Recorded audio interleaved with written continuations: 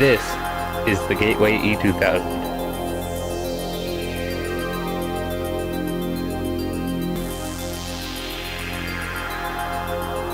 It is a low-end machine from 2002.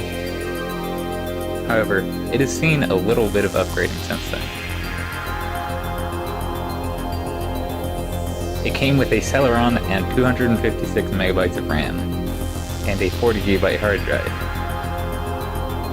This computer sports a 250 watt power supply, 80 gigabyte hard drive. The original 40 gigabyte Maxter hard drive is under there, but it's currently not hooked up. That thing's a piece of junk. PS2 mouse and keyboard connections, 4 USB ports on the rear, 1 Ethernet port, some multimedia jacks, parallel serial and VGA output. On the front we have the front panel audio, a headphone and microphone, and a non-functional FireWire port because this motherboard has no FireWire support. And there are 2 USB ports. A 2.00 GHz Celeron. There are 3 PCI expansion slots, and then there's a not soldered CNR slot, and sadly, no AGP slot. It has 2 gigabytes of RAM, artificially limited so that Windows 98 will be happy. We have 2 loaded caps here, and this one is like punctured. The motherboard lacks any sort of fan control whatsoever, so the fans are always at 100%, which is why I removed the case fan. I took this quiet 2-pin fan from a DVR and put it in here.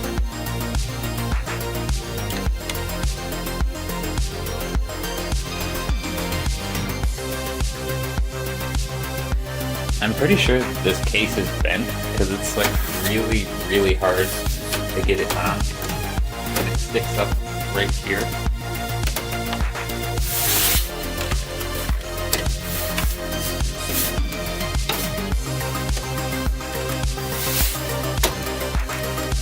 There we go.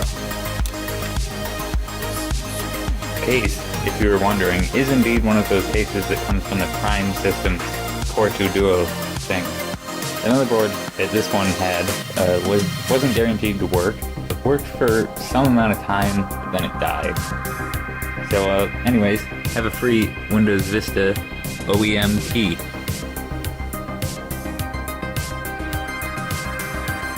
I gotta push the button on the monitor to change the input.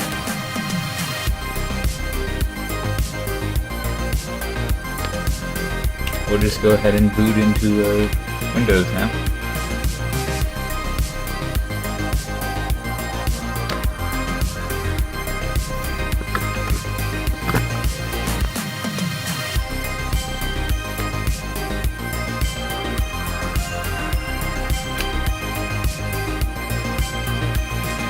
I hope it'll be able to find the drivers for my mouse and keyboard and the USB hub on the monitor without asking me, because if not, I'm going to have to dig out a different keyboard to set that up with. But yeah, it runs Windows 98 SE 2ME, which is pretty cool because it takes the stability, that's relative. There's not exactly a whole lot of stability in Windows 98, or any of the 9X line. But it takes the stability from Windows 98 and some of the good stuff from Windows ME, and then you get like this hybrid operating system. But yeah, I'm gonna have to go get myself a PS2 keyboard. One thing I really like about this computer is it supports hot plugging PS2 keyboards. For some reason PS2 mice, it just crawls into a hole and dies when he does that. I've heard things where like it can be so bad to hot plug a PS2 keyboard on some motherboards that like you'll break the PS2 port, but I've never experienced that. The worst that's happened, I think, was the system froze. But generally it just doesn't work until you restart. Anyway, there's our USB hub, and now we're adding devices that are attached to it. There's our keyboard. And here we are at the Windows 98 desktop. And I'm going to use this as like a retro gaming computer. It does play older games pretty well, I must say. GTA San Andreas on lowest settings, I only got like 6 FPS, but on more simple things and older things, it's good. For example, if I fire up Polar Bowler here, the good old wild tangent thing that everyone calls a virus, and it probably is. But I mean, it plays just dandy here. Apologies for not having sound at the moment. I really should buy the speakers that clip onto this monitor.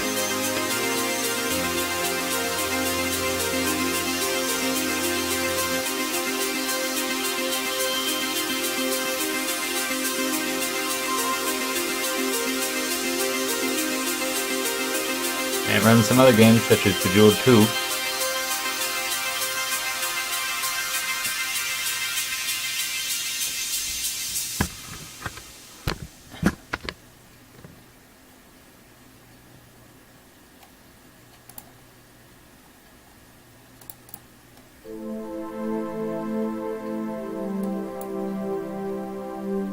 Oh, oops.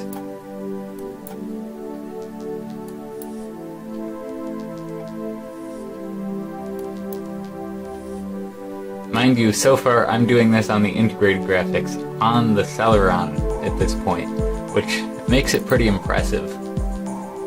But I've just begun setting this thing up, and I've only got like half of the operating system patches and stuff that I want to install. But I got kernel X on here. I haven't gotten the latest update for it yet, but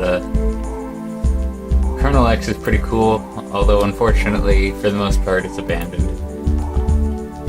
And web browsing, as you probably know, is pretty much a joke on Windows 98. There's this new Chameleon port that's supposed to run on Windows 98, but Chameleon, it's sort of limited on any operating system. Look at that. Although, you can't load this because this uses a secure thing. I'm pretty sure the router login works in IE6, which is really weird.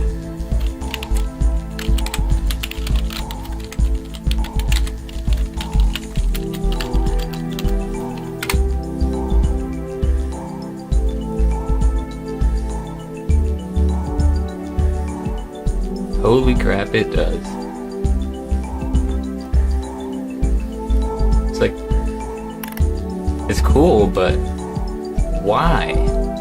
Stock Windows 98 you can get to Flash 9, which is, I mean, it's not too old. The highest I've seen be required is Flash 10, which is easily installable with kernel X.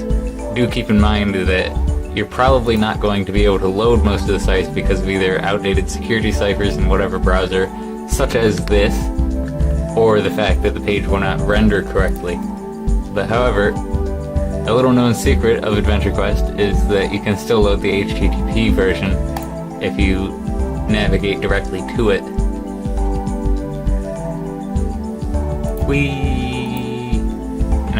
If you haven't noticed by the crappy quality of the text, I am running in low graphics quality, and it's playable.